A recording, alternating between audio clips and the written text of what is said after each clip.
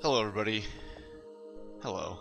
This is sack time, and I actually just had sort of a video recording error in which I went and downloaded the game through the eShop and was checking out the process behind grabbing a game that you've already been you're eligible for upgrading.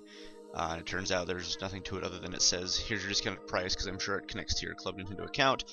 Realizes what game you've got in there and sees that, okay, yeah, this guy's able to grab this. So what we're just going to end up doing is popping on Mario World for a little bit here and trying it out, see how fast this loads up, see what it plays like, and go for a good couple levels. Maybe we'll do the first world, just an initial impression of Mario World on the Wii U Virtual Console.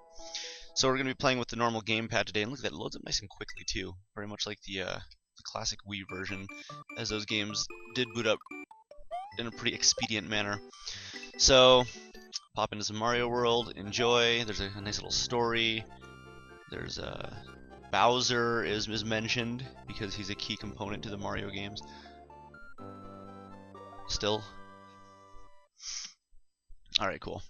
So yeah, this actually feels extremely nice holding this gamepad. It's weird to think that I'm playing this game 20-something years later, 22 years later, and it feels just as reasonable playing with a gigantic controller the size of a tablet when back in 1991 playing this on a tiny little Super Nintendo controller was the way to go. Oh. And now I guess we have the Virtual Console controllers, the Classic Controller Pro, stuff like that, and those are tremendously comfortable as well, I find. But I also have the Super Nintendo Super Famicom Club Nintendo controller that I grabbed some years back from the Japanese Club Nintendo, since I used to import a lot of stuff and just run into bullet bills with my head, apparently bonsai bills. So yeah, no, this looks as good as I could ask for. Feels good. You can still shoot some kids with your fireballs, turn them into coins. Let's kill this charge and check. Boom. I always feel bad that you could do that, and a couple stars. Yeah, no, this is just a good solid game. We're gonna do all of World 1. I do feel like that would be the best course of action.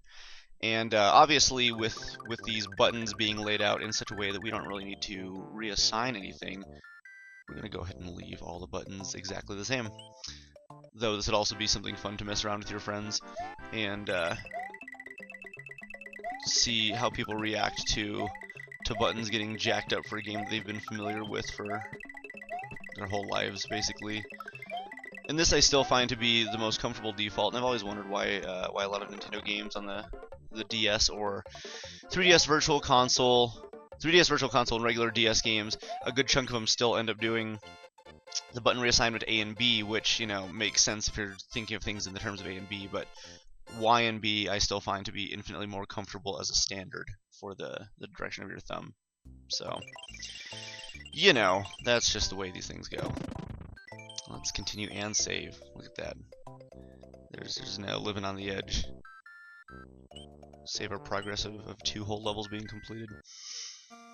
And then one of these days we'll go ahead and do one of those runs where we get to whoops we get to play through and oh my god, what am I doing?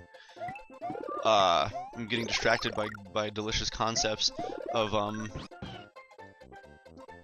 didn't land on the Yoshi. Getting distracted by thinking about doing one of those No Switch Palace runs, which isn't really terribly difficult if you just have the right Yoshis, but still kind of fun to do. So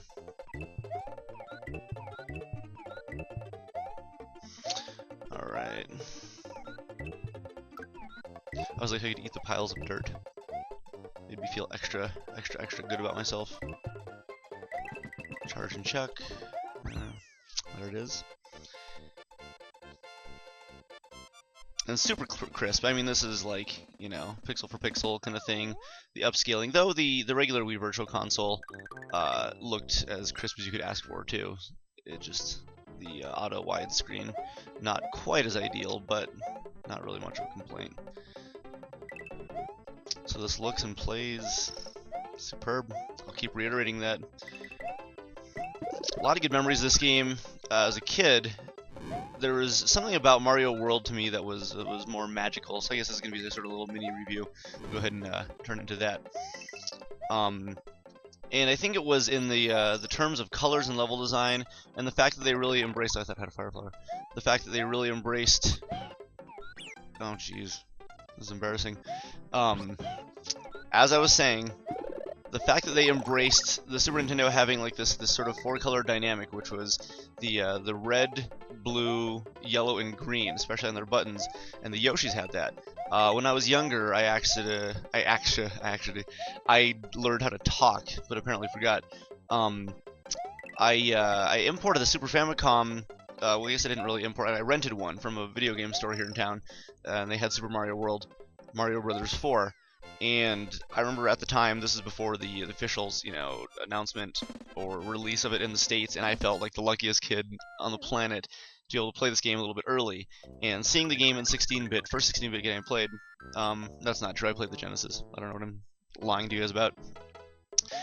But seeing the colors, seeing the parallax backgrounds, and seeing like the sort of design philosophy of Nintendo evolving this franchise, with Sonic, I was introduced to him at 16-bit, so it was sort of like standard fare, and that was all well and fine, but I am doing terrible at this. It was really, really exciting to see a Mario game get the same kind of treatment, and it was visually just mind-blowing. Especially when you get to places like the special worlds, you have elements of you're climbing up on top of gates and fences. You've got Yoshi that you ride. You've got the feather, which is largely like the raccoon tail in a lot of respects, other than a much more prominent flying mechanic. But you're using stuff like Mode 7.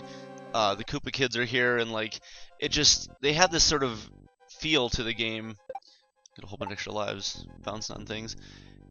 Just that being captured in this 16-bit sort of style felt extra special to me. It sort of felt like the kind of upgrade that Mario 3 did to Mario 1, and Mario World upgraded from that. I still prefer Mario 3, by the way.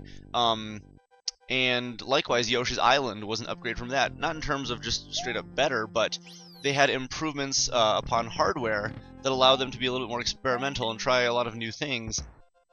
And it seems like the new Super Mario Brothers, while I enjoy the games, sort of stagnated, and I think this is sort of a universal agreement. But what makes these so special is, look, a block like that has wings, and the Fire Flower has like this cool new visual design, and everything just felt new. Everything felt new. And New Super Mario Brothers, even the first one, did not really feel new. So I'm not sure. So I gotta get him now.